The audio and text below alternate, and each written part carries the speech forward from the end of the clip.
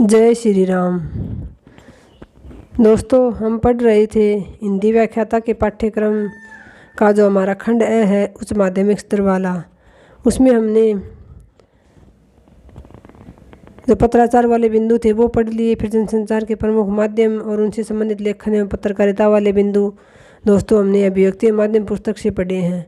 और उसके आगे ही जो 5-6 विधा हैं, जैसे कविता, कहानी, वार्ता, रिपोर्टाज एवं डायरी लेखन, विषयक संबंधित, इनसे संबंधित परिभाषा और तत्ववादी, ये जो बिंदु दे रखे हैं इनमें से हम पढ़ रहे हैं। दोस्तों, हमने बीच में कुछ और भी बिंदु पढ़े दोस्तों, जैसे रेडियो का नाट्य, रेडियो के लिए नाटक लेखन, कहानी का नाट्य रूपांतरण, नाटक के बारे में पढ़ा, पटकथा के बारे में। तो ये दोस्तों कुछ बीच में बिंदु थे, ये अभिव्यक्ति माध्यम पुस्तक में दे रखे थे, इसलिए मैंने इनके नोट्स बना रखे थे और आपको भी पढ़ा दिया। क्योंकि दोस्तों पेपर बनाने वाला प्रश्न बनाते समय अभिव्यक्ति माध्यम पुस्तक को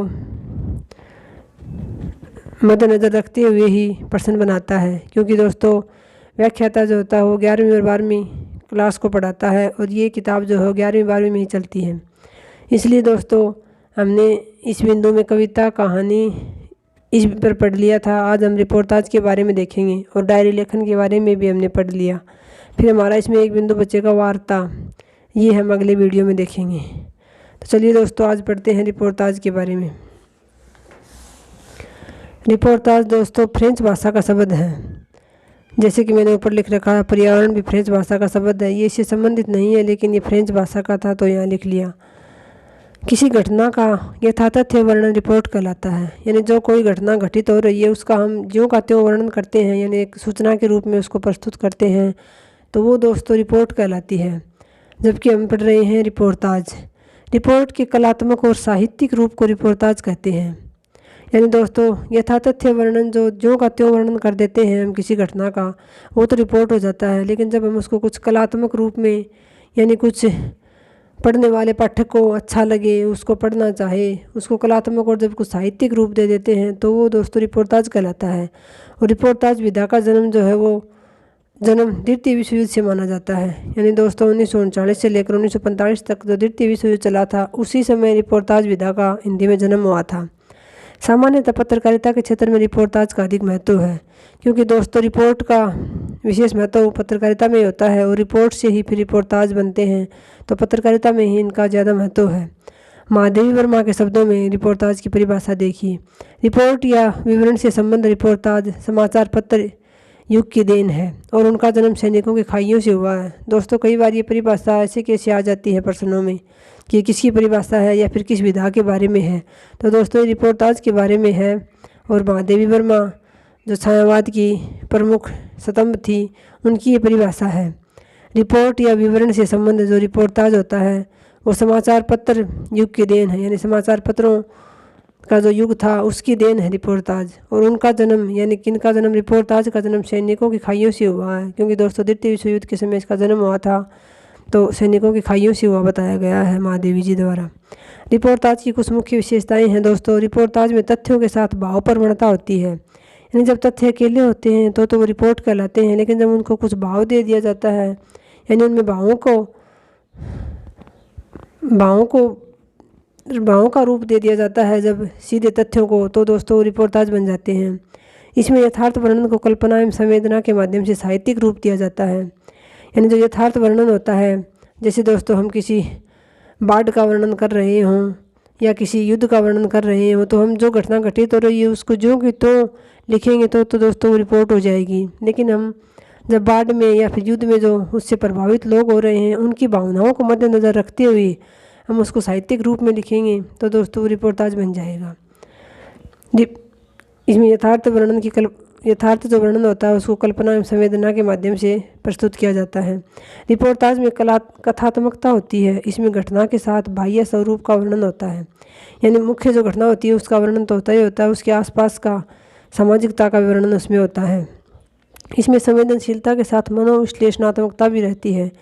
यानी दोस्तों सीधी सूचना होती है वो तो रिपोर्ट होती है, उसमें संवेदनशील हो जाए, कुछ साहित्यिक रूप दे दिया जाए भाषा को, और उसके साथ साथ मनोवैज्ञानिक रूप से भी, यानी मनोविज्ञान उस समय जो आसपास की जो जनता है या जो जनसामान्य लोग हैं वहाँ के, उन पर उस घटना का क्या प्रभाव पड़ रहा है, उस मनोवैज्ञानिक तथ्य को भी प्रस्तुत किया जाए तो दोस्तों वो रिपोर्टाज बन जाती है।